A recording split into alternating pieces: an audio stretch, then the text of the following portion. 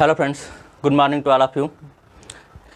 मैं जैसा कि आप लोग जान रहे हैं कि मैं पिछले 2 लेक्चर्स में एसएचएम पर डिस्कशन कर रहा था, तो आज फिर हम लोग एसएचएम पर ही बात करेंगे। एसएचएम का ये तीसरा लेक्चर है। ठीक, एसएचएम में हम लोगों ने पीछे क्या क्या पढ़ा हुआ है। तो पहले लेक्चर में जो हम लोगों ने पढ़ा हुआ था, तो सिंपल हार्मोनिक मोशन का जो डिफरेंशियल इक्वेशन आता है वो मैंने डिफरेंशियल इक्वेशन बनाया हुआ था। दूसरे लेक्चर में हम लोगों ने उसी डिफरेंशियल इक्वेशन को सॉल्व किया था, और सॉल्व करने के बाद उससे हम लोगों ने वेलोसिटी निकाली हुई थी, एक्सीलरेशन निकाला हुआ था। यानी किसी भी मैकेनिकल ऑसिलेटर की वेलोसिटी कितनी होती है eight any time instant T, और किसी भी मैकेनिकल ऑसिलेटर के एक्सीलरेशन कितना होता है किसी भी टाइम इंस्टेंट टी पर। ये दोनों हम लोगों ने फाइंड आउट कर लिया था। आज जो हम लोगों का तीसरा लेक्चर है, इसमें हम लोग को फाइंड आउट करना है किसी भी मैकेनिकल ऑसिलेटर की एनर्जीज कौन कौन सी होती हैं। एनर्जीज का मतलब जैसे कोई मैकेनिकल ऑसिलेटर है, ऑसिलेट कर रहा है, तो उसमें पहला जो होगा वो काइनेटिक एनर्जी होगा, चूँकि वो मूव कर रहा है। दूसरा जो होगा पोटेंशियल एनर्जी होगा, क्योंकि वो जब मूव करता है तो एक पोजीशन पर जाकर के स्टेबल भी होता है। तो आप कुछ मैकेनिकल एनर्जीज में पोटेंशियल एनर्जी भी आ जाएगा। इसके बाद जो फाइनली हम लोग फाइंड आउट करेंगे वो टोटल एनर्जी फाइंड आउट करेंगे। ठीक, तो आज के वीडियो लेक्चर में इन तीनों टॉपिक्स को कवर करेंगे। उसके बाद लास्ट में हम लोग देखेंगे कि kinetic energy versus time graph कैसे आता है, potential energy versus time graph कैसे आता है, एनर्जी वर्सेस डिस्प्लेसमेंट ग्राफ कैसे आता है। ये सब ग्राफ्स डिस्कस करेंगे, क्योंकि कई बार ग्राफ्स भी पूछ लेता है डायरेक्टली। ये दोनों तीनों टॉपिक्स आज हम लोग कवर करने वाले हैं। ठीक, तो जैसा कि मैंने पहले ही बता रखा है कि टॉपिक क्या क्या है, मैकेनिकल एनर्जीज कवर करने वाला हूँ मैं। जो स्टार्टिंग के हमारे 2 इक्वेशंस थे, डिस्प्लेसमेंट का और वेलोसिटी का, ये इक्वेशन की हमको ज़रूरत पड़ेगी। तो मैं लिख लेता हूँ। जो हमारा डिस्प्लेसमेंट का इक्वेशन था वो था psi T is equals to A sine omega T plus phi. ठीक, इसी तरह से आप लोग जानते हैं जो मैंने साई डॉट वेलोसिटी निकाला हुआ था, साई डॉट टी, इसकी वैल्यू क्या आई थी, a omega cos omega T plus phi.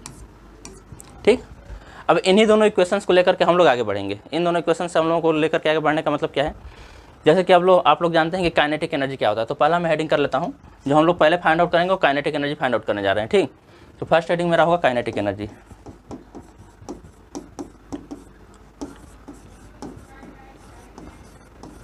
ठीक, काइनेटिक एनर्जी होता क्या है, कोई भी ऑसिलेटर ऑसिलेट कर रहा है तो ड्यूरिंग मोशन उसकी एनर्जी कितनी है या कितनी एनर्जी के कारण वो मोशन कर रहा है। ठीक, तो काइनेटिक एनर्जी आप लोग जनरली जानते हैं, मैं इसको के ई से रिप्रेजेंट कर रहा हूँ काइनेटिक एनर्जी को। काइनेटिक एनर्जी आप लोगों ने जनरली फार्मूला पढ़ा होगा, 1/2 mv² होता है। ठीक, ये फार्मूला आप लोगों ने पहले से पढ़ रखा है। अब देखिए हमारे पास v पहले से गिवन है, इसी वेलोसिटी को उठाकर मैं इसमें पुट कर दूंगा, और पुट करने के बाद सॉल्व कर दूंगा। तो देखिए मैं करने क्या जा रहा हूँ, 1/2 एज इट इज आएगा, m v² के यहाँ पे क्या पुट करूँगा, जो साई डॉट की वैल्यू है हमारी, चूँकि साई डॉट ही v के बराबर होती है, यही वेलोसिटी होती है हमारी। तो ये क्या आ जाएगा, जैसे ही मैं v² करूँगा तो देखिए यहाँ पे a² omega square cos square omega T plus phi आ जाएगा। ठीक, यही मैं लिखने जा रहा हूँ। तो 1/2 m a² omega square cos square omega T plus phi. ठीक, ये हमारा आ गया क्या, काइनेटिक एनर्जी। अब ये kinetic energy at any time instant T पे आया हुआ है। यहाँ पे आप लोग अगर टी की वैल्यू अलग अलग रखेंगे तो उस टाइम पर उसकी काइनेटिक एनर्जी क्या होगी ये हम पता कर सकते हैं। ठीक, ये ध्यान रखिएगा, क्योंकि काइनेटिक एनर्जी हमेशा फिक्स नहीं होती है।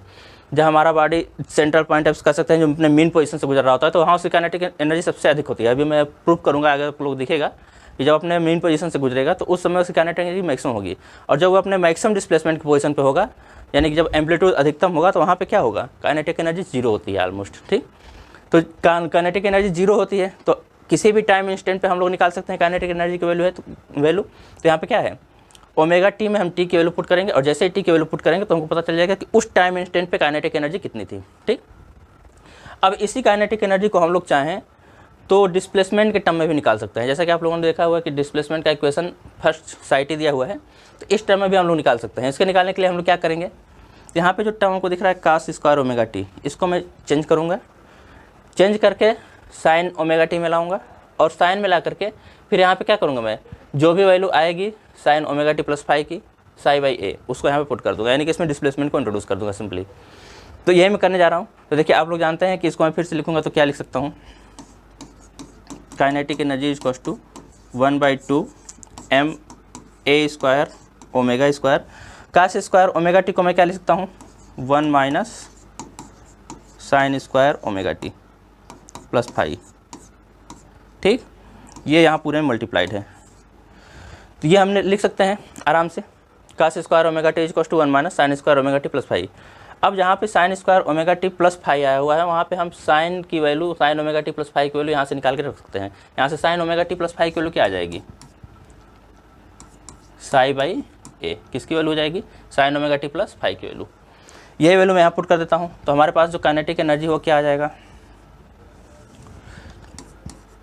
काइनेटिक एनर्जी की जो वैल्यू आ जाएगी ये आ जाएगी 1/2 m a square omega square under bracket 1 minus psi by a का होल स्क्वायर। ठीक, जहाँ पे साइन स्क्वायर ओमेगा ठीक था वहाँ पे मैंने क्या पुट कर दिया, psi by a. Psi by a का होल स्क्वायर ये आ गया। अब इसको फिर से मैं सॉल्व कर लेता हूँ थोड़ा सा और, तो ये क्या आ जाएगा 1/2 m a square omega square, bracket में मैं लिख सकता हूँ a square minus psi square upon a square. ठीक, इसका स्क्वायर ओपन करने के बाद मैंने इसमें पुट कर दिया, यहाँ से मैं लिख सकता हूँ। ठीक, इसी चीज़ को हम अगर ए को बाहर निकाल लें तो ये ए स्क्वायर से ए स्क्वायर कैंसिल आउट हो जाएगा, आप कैंसिल आउट कर सकते हैं यहाँ पे। तो 1/2 m omega square a square minus psi square आ जाएगा। ठीक, ये किसकी वैल्यू आ गई, काइनेटिक एनर्जी की। तो ये काइनेटिक एनर्जी का एक्सप्रेशन हमको मिल गया। ठीक, किसके टर्म में, डिस्प्लेसमेंट के टर्म में। अब देखिए यहाँ पे एक चीज़ ये भी है कि जैसे साई है तो साई डिस्प्लेसमेंट था हमारा, किस डिस्प्लेसमेंट पर कितनी काइनेटिक एनर्जी होगी ये इस इक्वेशन से हम लोग फाइंड आउट कर सकते हैं। ठीक, तो देखिए एक चीज़ और ध्यान दीजिए यहाँ पे, जैसे मैंने अभी पीछे बताया काइनेटिक एनर्जी कहीं मैक्सिमम होगा कहीं मिनिमम होगा, कहाँ मैक्सिमम होगा कहाँ मिनिमम होगा। तो जैसे ही देखेंगे आप लोग कि साई की वैल्यू हम लोग अगर जीरो कर दें, ठीक, काइनेटिक एनर्जी की वैल्यू मैक्सिमम करने के लिए साई की वैल्यू क्या होनी चाहिए, जीरो। साई की वैल्यू जीरो होने का मतलब क्या है, जब पार्टिकल अपने मीन पोजीशन से जा रहा होगा, जब मीन पोजीशन पे होगा तो वहाँ पे साई की वैल्यू जीरो होगी, और जहाँ पे साई की वैल्यू जीरो होगी अपने मीन पोजीशन पे, वहीं पर हमारी काइनेटिक एनर्जी क्या आएगी, मैक्सिमम आएगी। तो मैक्सिमम काइनेटिक एनर्जी कितनी होगी, तो मैं इसको लिख सकता हूँ काइनेटिक एनर्जी मैक्सिमम, ये कितना आ जाएगा 1/2 m omega square a square. Sai की वैल्यू मैंने जीरो कर दिया। ठीक, तो ये हमारा मैक्सिमम काइनेटिक एनर्जी आ गया। मिनिमम काइनेटिक एनर्जी कब आएगी, मिनिमम काइनेटिक एनर्जी के लिए हम लोगों को साई की वैल्यू किसके बराबर होनी चाहिए, ए के बराबर। ठीक, जब साई की वैल्यू ए के बराबर रखेंगे तो हमको मिनिमम काइनेटिक एनर्जी मिल जाएगी। इसके लिए क्या करेंगे हम लोग, यहाँ पे जो साई है इसको प्लस माइनस दोनों ही ए के बराबर रख सकते हैं। क्यों, क्योंकि पॉजिटिव में अगर हमारा कोई बॉडी ऑसिलेट कर रहा है तो पॉजिटिव डायरेक्शन में भी ऑसिलेट करता है, तो नेगेटिव डायरेक्शन में भी जस्ट जाता है। क्योंकि जैसे आप लोग जानते हैं कि सिंपल पेंडुलम का केस मैं ले लूँ तो सिंपल पेंडुलम के केस में क्या होता है, ध्यान से देखिएगा,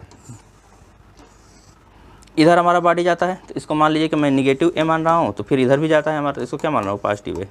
ठीक, दोनों केस को हम ले सकते हैं, और दोनों ही केस में चूंकि यहाँ पे स्क्वायर है तो अब चाहे आप नेगेटिव क्वांटिटी रखिए चाहे पॉजिटिव क्वांटिटी रखिए, ये फाइनली क्या होगी, इसमें से सब्ट्रैक्ट ही होगी, यानी घटाई ही जाएगी, और घटाने के बाद जीरो हो जाएगा। तो kinetic energy, minimum kinetic energy की वैल्यू कितनी आ जाएगी, जीरो। तो जो हमारे एंड्स पर काइनेटिक एनर्जी होगी, यानी जब हमारा पेंडुलम यहाँ पे होगा, यहाँ पे मैक्सिमम डिस्प्लेसमेंट की पोजीशन पे, तो यहाँ पे हमारा क्या होगा, काइनेटिक एनर्जी जीरो मिनिमम आएगा। तो काइनेटिक एनर्जी जो मिनिमम होगी वो क्या होगी, जीरो के बराबर। ठीक, तो ये हमारा काइनेटिक एनर्जी था पूरा का पूरा। तो काइनेटिक एनर्जी की तो आप लोगों को समझ में आ गई होगी। काइनेटिक एनर्जी के लिए हमने दो इक्वेशन निकाल रखा है। पहला इक्वेशन ये है मेरा, जो कि eight any time instant T पर हम एनर्जी निकाल सकते हैं, और दूसरा इक्वेशन ये है जिसमें हम लोग डिस्प्लेसमेंट के टर्म में काइनेटिक एनर्जी फाइंड आउट कर सकते हैं। ठीक, तो ये चीज़ है। अब इसके आगे हम लोग बढ़ेंगे पोटेंशियल एनर्जी के लिए। ठीक, तो अब इसको मैं यहाँ पे छोड़ रहा हूँ, हमारे पास दो इक्वेशंस हैं, इन दोनों इक्वेशंस की आगे जरूरत पड़ेगी तो आगे मैं देखूँगा। अभी तो मैं नेक्स्ट पेज पे चल रहा हूँ। नेक्स्ट मैं क्या निकालने वाला हूँ, पोटेंशियल एनर्जी। ठीक,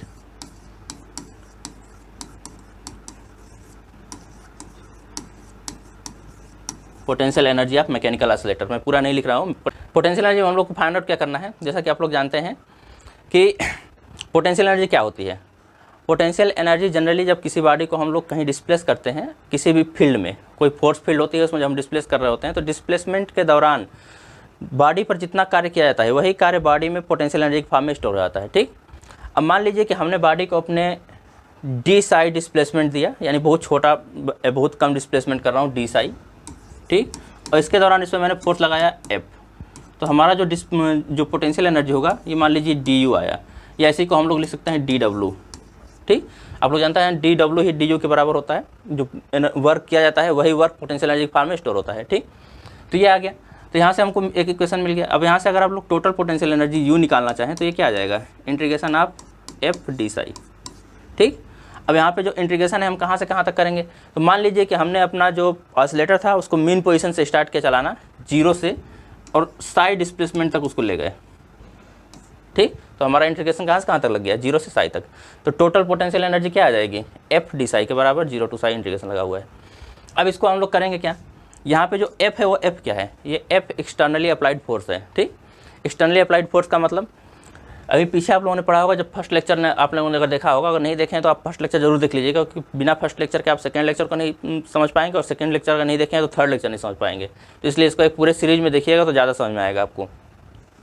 फर्स्ट में ही मैंने माना हुआ था जो एफ एक्सटर्नल था वो किसके बराबर था, एफ रीस्टोरिंग के, और एफ रीस्टोरिंग की वैल्यू मैंने माइनस ऑफ के साई लिखा हुआ था। ठीक, अगर मैं इस फोर्स का मैग्नीट्यूड ले लूँ तो क्या आ जाएगा, ये के साई के बराबर आ जाएगा। ठीक, तो हमको फोर्स का मैग्नीट्यूड ही चाहिए, क्योंकि यहाँ पे एक्सटर्नली अप्लाइड फोर्स है तो उसका मैग्नीट्यूड हमको चाहिए। तो फोर्स का मैग्नीट्यूड कितना आ गया, के साई के बराबर। तो यहाँ पे मैं रखूँगा ये 0 to psi as it is रहेगा, फोर्स के जगह पे मैं रख लूँगा के साई डी साई। ठीक, अब यहाँ पे इसको फिर से सॉल्व करते हैं। जब इसको आप लोग इंटीग्रेट करेंगे तो ये क्या आ जाएगा, के बाहर हो जाएगा, कांस्टेंट है, इसका हो जाएगा साई स्क्वायर बाई 2, और इस पे जो लिमिट लगी है 0 टू साई, इसकी वैल्यू फिर से आप लोग पुट कर दीजिए। तो जब साई पुट करेंगे तो साई स्क्वायर बाई 2 आएगा, और 0 करेंगे तो 0/2 हो जाएगा, 0 हो जाएगा वो पूरा। तो ये क्या आ जाएगा, 1/2 के साई स्क्वायर के बराबर। ये पोटेंशियल एनर्जी आ गई। ठीक, अब यहाँ एक चीज़ ध्यान दीजिए, इसी पोटेंशियल एनर्जी को हम लोग क्या लिख सकते हैं, जहाँ पे चूँकि डिस्प्लेसमेंट है तो पोटेंशियल एनर्जी अभी डिस्प्लेसमेंट के टर्म में आई हुई है। लेकिन अगर हमको potential energy at any time instant T निकालना हो तो कैसे निकालेंगे, तो एट एनी इंस्टेंट टी निकालने के लिए पोटेंशियल एनर्जी में हम लोग क्या रखेंगे, ध्यान से देखिएगा। यहाँ पे मैं जो साई आया हुआ है साई की वैल्यू पुट कर देता हूँ। साई का इक्वेशन क्या था, जो डिस्प्लेसमेंट की इक्वेशन थी पहले, तो वही मैं इक्वेशन पुट कर देता हूँ यहाँ पे। तो ये क्या आ जाएगा, u इज इक्वल टू 1/2 के, साई की वैल्यू क्या आया थी, a sine omega T plus phi. ठीक, और इसका होल स्क्वायर। ठीक, साई का स्क्वायर था तो इसका होल स्क्वायर कर दिया मैंने। यहाँ से क्या आ जाएगा, 1/2 के a square sine square omega T plus phi.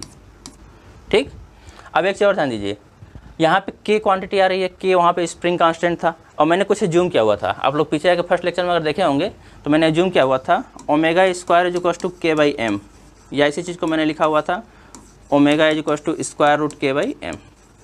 यहाँ से आप लोग चाहें तो के की वैल्यू फाइंड आउट कर सकते हैं।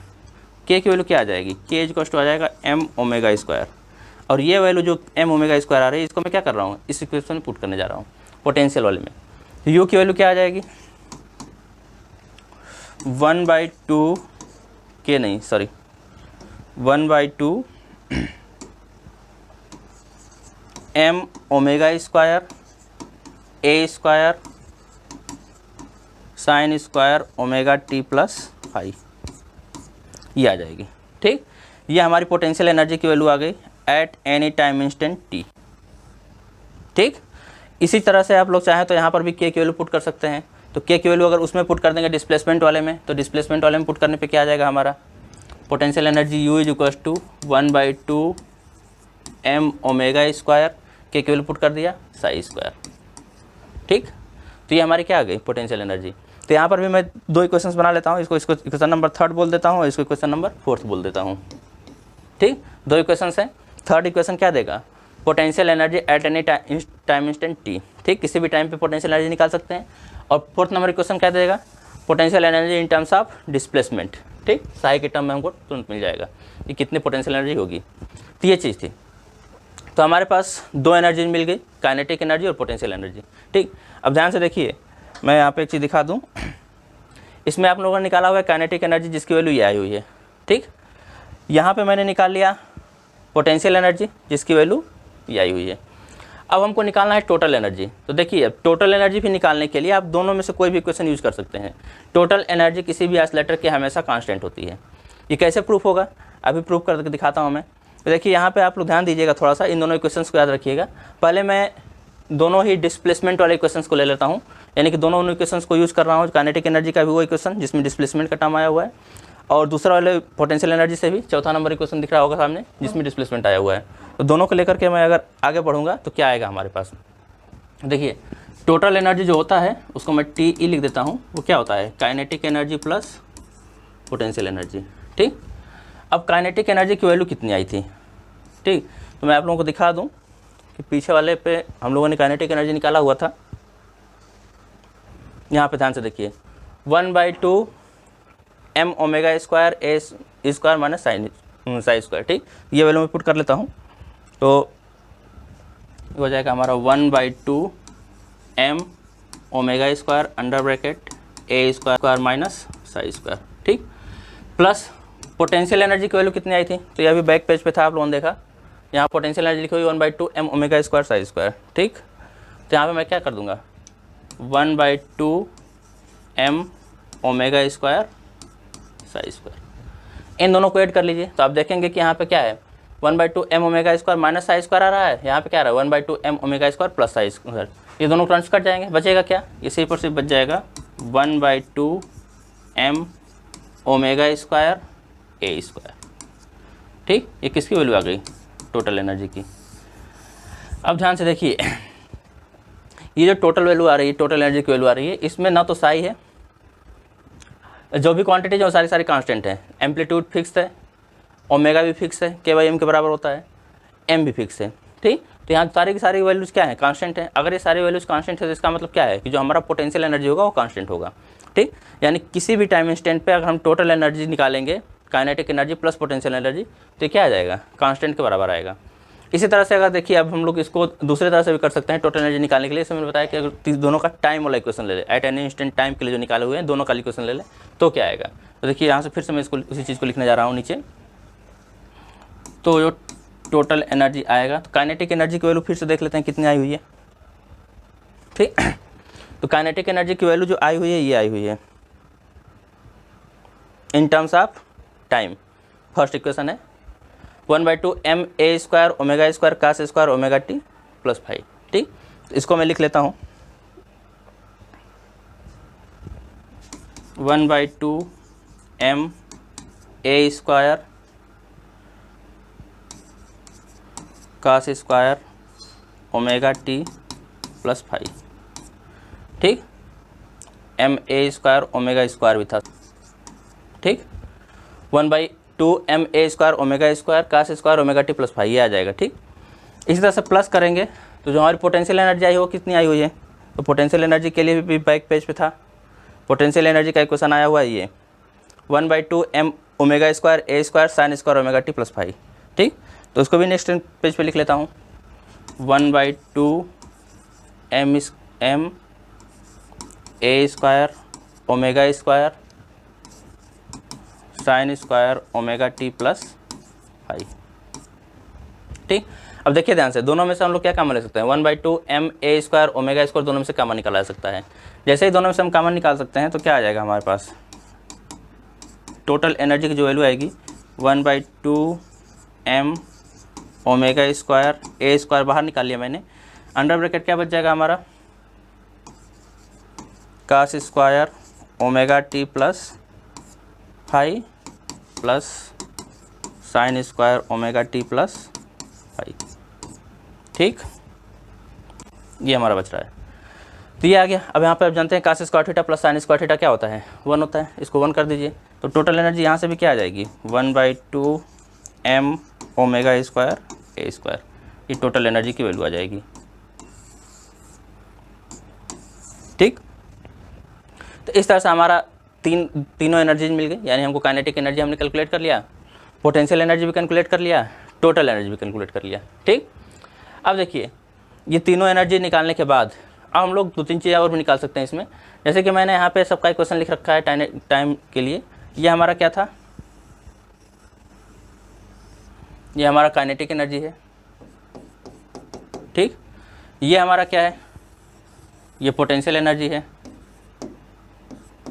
ठीक, तो अब हम लोग काइनेटिक एनर्जी और पोटेंशियल एनर्जी के इक्वेशंस हमारे पास हैं, इन दोनों से हम लोग चाहें तो kinetic energy versus time graph बना सकते हैं, यहाँ से चाहें तो potential energy versus time graph बना सकते हैं। जो मैंने पीछे बताया हुआ था कि ये दोनों ग्राफ हम लोगों को बनाने हैं, तो यहाँ से हम चाहें तो ये दोनों ग्राफ बना सकते हैं। तो मैं नीचे वाला पोर्शन हटा लेता हूँ और यहीं से मैं ग्राफ बता देता हूँ। अगर आप लोगों को नोट डाउन करना हो तो आप लोग वीडियो पॉज करके नोट डाउन कर सकते हैं, नोट डाउन करने के बाद आगे बढ़िएगा। तो यहाँ से मैं ये वाला पोर्शन हटा रहा हूँ, नीचे वाला, ये मैंने प्रूफ कर रखा है ऊपर भी। अब ध्यान दीजिए, काइनेटिक एनर्जी का इक्वेशन ये दिया हुआ है। अगर हम kinetic energy versus t graph बनाएं, kinetic energy versus time graph, ठीक, अगर हम ये बनाएं तो कैसे बनेगा? क्या ध्यान दीजिए, काइनेटिक एनर्जी का इक्वेशन ये है, यहाँ पे 1/2 ma² ओमेगा स्क्वायर कांस्टेंट है, ठीक। इधर क्या है, cos square omega T plus phi है। अब एक चीज़ ध्यान दीजिएगा, यहाँ पे कास स्क्वायर आया हुआ है। फंक्शन हमारा कोसाइनोसाइडल तो होगा बट स्क्वायर टर्म में है, और स्क्वायर टर्म में होने का मतलब क्या है, कास की वैल्यूज क्या क्या होती है, मैक्सिमम वैल्यू +1, बीच में 0, फिर मिनिमम वैल्यू -1। अगर इन तीनों का स्क्वायर करेंगे तो ये हमारा 1 होगा, ये 0 ही रहेगा, ये क्या होगा, 1 हो जाएगा, ठीक। यानी कि एक चीज़ तो श्योर है कि जो हमारा ग्राफ आएगा वो कोसाइनोसाइडल ग्राफ होगा, बट वो ग्राफ टाइम एक्सिस के नीचे नहीं जाएगा, टाइम एक्सिस के ऊपर ही रहेगा। 0 होगी वैल्यू, टाइम एक्सिस को टच करेगा लेकिन उसके नीचे नहीं रहेगा, सॉरी उसके ऊपर ही रहेगा, नीचे नहीं जाएगा, ठीक।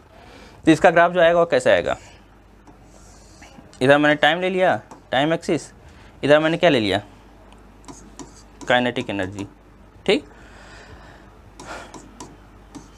अब जो ग्राफ आएगा वो क्या आ रहा है, कोसाइनोसाइडल मैंने बताया, और कोसाइनोसाइडल में इसका एम्पलीट्यूड कितना होगा, तो 1/2, यहाँ जो मान लीजिए कि इसका जो एम्पलीट्यूड है वो आ रहा है 1/2 m omega square a square के बराबर, इतना इसका एम्पलीट्यूड होगा। और इसी एम्पलीट्यूड के साथ हमारा जो कि कोसाइनोसाइडल ग्राफ है, तो यहाँ से स्टार्ट होगा, कुछ ऐसा हमारा ग्राफ बनेगा, टाइम एक्सिस के ऊपर ही सारा ग्राफ आएगा ये, ठीक। कोसाइनोसाइडल ग्राफ आएगा और टाइम एक्सिस के ऊपर आएगा। कोसाइनोसाइडल का मतलब मैंने 1 से स्टार्ट किया हुआ है, मान लीजिए।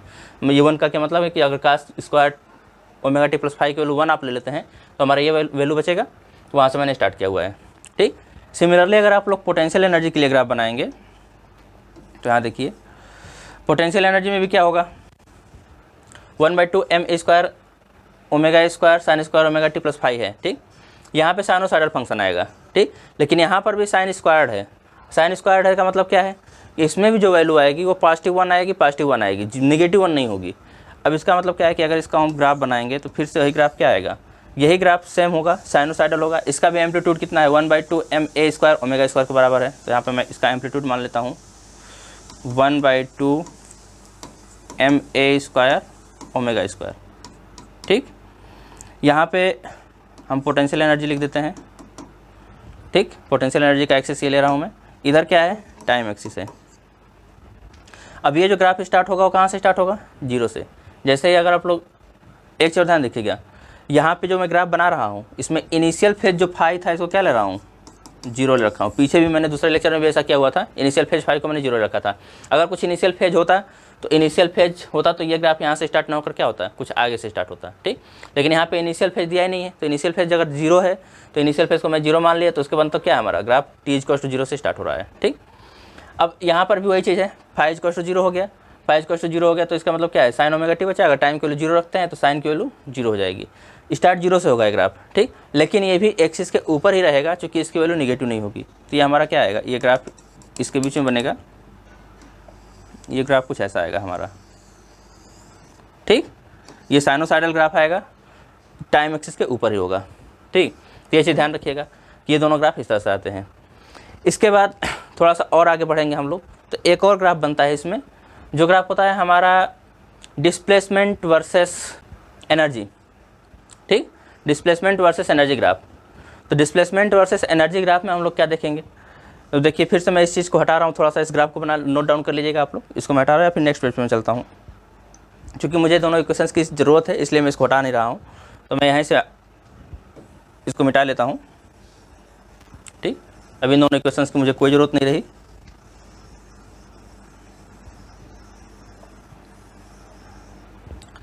ठीक, अब देखिए हम लोग करेंगे क्या, जो नेक्स्ट ग्राफ बनाने जा रहे हैं वो कौन सा ग्राफ है, मैंने अभी बताया,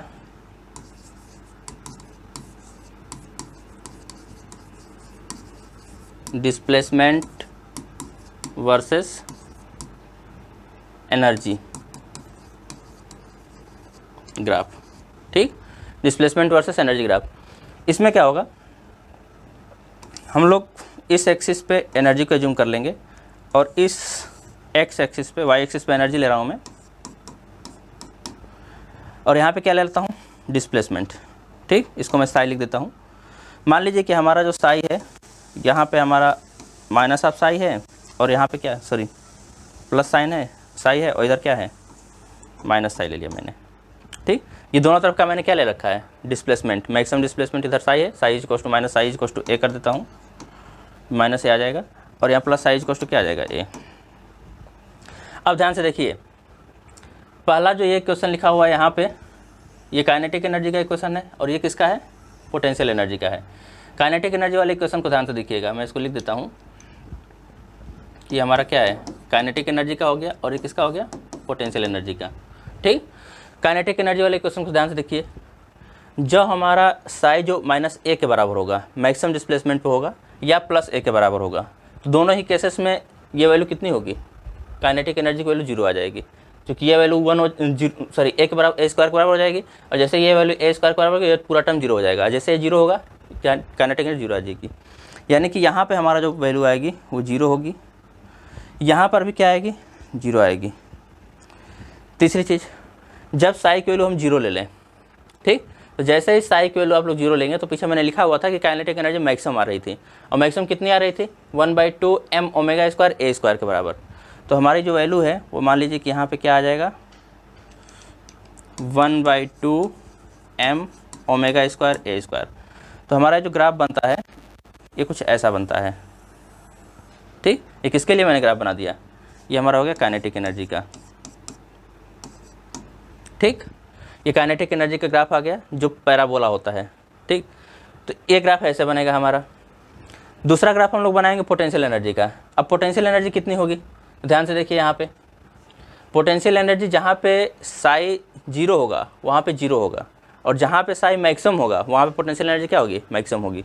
यानी कि मैं इस पर एक और लाइन यहाँ पर जैसे ड्रा कर लेता हूँ ये, और इस पॉइंट्स पे जहाँ पे साई हमारा क्या है, मैक्सिमम है, यहाँ पोटेंशियल एनर्जी क्या होगा, मैक्सिमम होगा। जहाँ पे साई 0 हो जाएगी, यानी इस पॉइंट पे, वहीं पे हमारी पोटेंशियल एनर्जी 0 हो जाएगी। ठीक, तो हमारा जो ये ग्राफ आएगा वो क्या आएगा, एक पॉइंट यहाँ मिलेगा मैक्सिमम वाला, साई इज इक्वल टू 0 पे मिनिमम हो जाएगा, और फिर से psi is equal to plus a पे मैक्सिमम हो जाएगा। ये ग्राफ भी कुछ हमारा ऐसे आएगा, नीचे की तरफ से होते हुए ऐसे जाएगा। सॉरी, ये थोड़ा सा गलत हो गया है, ये बीच सेंट्रल पॉइंट इसका यहाँ पे आता है, यहाँ से आएगा ये। ठीक, तो ऐसे आएगा। तो ये किसका ग्राफ हो गया, ये हमारा हो गया पोटेंशियल एनर्जी का। ठीक, तो काइनेटिक एनर्जी का ग्राफ ऐसा आएगा हमारा, और पोटेंशियल एनर्जी का ग्राफ ये आएगा। क्या शो कर रहा है ये, यहाँ से ध्यान, एक चीज़ और देख लीजिए, यहाँ पे एक चीज़ और शो कर रहा है कि हमारे दोनों एनर्जीज का जो सम होगा वो हमेशा कांस्टेंट होगा, जो कि इसके बराबर होगा 1/2 m omega square a square के बराबर। ठीक, तो यहाँ से ग्राफ से आप लोग बता सकते हैं कि कब हमारा डिस्प्लेसमेंट, किस डिस्प्लेसमेंट पर एनर्जी कितनी होगी, कब 0 होगी, कब मैक्सिमम होगी, कब 0 यानी मिनिमम आएगी। ठीक, इसमें एक क्वेश्चन कभी कभी और पूछ लेता है इस ग्राफ के बाद, कि अगर हमारा काइनेटिक एनर्जी ये है और पोटेंशियल एनर्जी ये है, किस पॉइंट पर दोनों एनर्जीज बराबर होंगी। ठीक, यानी कि डिस्प्लेसमेंट के लिए किस पॉइंट पे, किस डिस्प्लेसमेंट पर हमारी जो दोनों एनर्जीज हैं वो बराबर आ जाएंगी। तो इसके लिए हम लोग क्या करेंगे, दोनों एनर्जीज को बराबर कर दें, और दोनों एनर्जीज को बराबर करके साई की वैल्यू निकाल लें। तो ध्यान से देखिए, उसको मैं बगल में कर देता हूँ। यहाँ से देखिए, अगर हम लोग kinetic energy is equal to potential energy करेंगे तो क्या आ जाएगा, 1/2 m omega square a square minus psi square is equal to 1/2 m omega square psi square. ठीक, अब इसको सॉल्व कीजिए, यहाँ से क्या आएगा, 1/2 m ओमेगा स्क्वायर कट जाएगा, ये भी कट जाएगा, a square minus psi square is equal to psi square, या यहाँ से हम लिख सकते हैं a square is equal to 2 times of psi square, या यहाँ से हम निकाल सकते हैं psi square is equal to a square by 2। ठीक, हमको ये वैल्यू मिल गई। या यहीं से हम निकाल सकते हैं साई की वैल्यू, तो साई की वैल्यू कितनी आ जाएगी, Sai is equal to plus minus a/√2। ठीक, ये साई की वैल्यू आ गई, यानी कि डिस्प्लेसमेंट प्लस माइनस a/√2 पर हमारी जो एनर्जीज होंगी दोनों सेम होंगी। यहाँ पे दिख रहा होगा कि यहाँ पे जो पॉइंट आ रहा है, यहाँ पे दोनों एनर्जी आपस में मिल रही हैं, यानी कि यहाँ पे दोनों एनर्जी सेम है।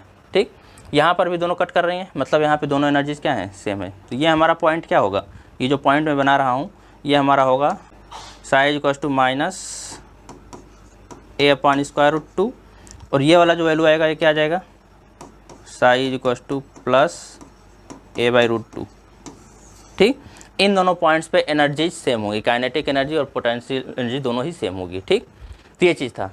तो ये हमारा पूरा कैलकुलेशन था, kinetic energy, potential energy, total energy. और इसमें एक चीज़ और आपने देखा कि दोनों एनर्जीज़ के साथ ग्राफ कैसे बनता है, यानी कि एनर्जी वर्सेस डिस्प्लेसमेंट ग्राफ कैसे बनता है और एनर्जी वर्सेस टाइम ग्राफ कैसे बनता है। ठीक, दोनों ग्राफ्स भी मैंने बता दिए।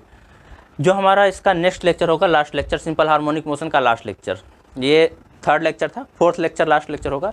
फोर्थ लेक्चर में हम कुछ इसके न्यूमेरिकल्स डिस्कस कर लेंगे, जो न्यूमेरिकल्स अक्सर पूछे जाते हैं स्टेट यूनिवर्सिटीज़ में भी, सेंट्रल यूनिवर्सिटीज़ में भी, या अदर यूनिवर्सिटीज़ में भी पूछी जाती हैं। तो उन न्यूमेरिकल्स को हम लोग फोर्थ लेक्चर में डिस्कस कर लेंगे। उसके बाद हम लोग स्टार्ट करेंगे डैम्प्ड ऑसिलेशन। ठीक, तो ये हमारा अभी सिंपल हार्मोनिक ऑसिलेशन था, इसके आगे हम लोग पढ़ेंगे डैम्प्ड ऑसिलेशन, उसके बाद पढ़ेंगे फोर्स्ड ऑसिलेशन। तो आज के लिए फिर मैं इतना ही रखता हूँ, नेक्स्ट लेक्चर में मिलता हूँ, तब तक के लिए थैंक यू।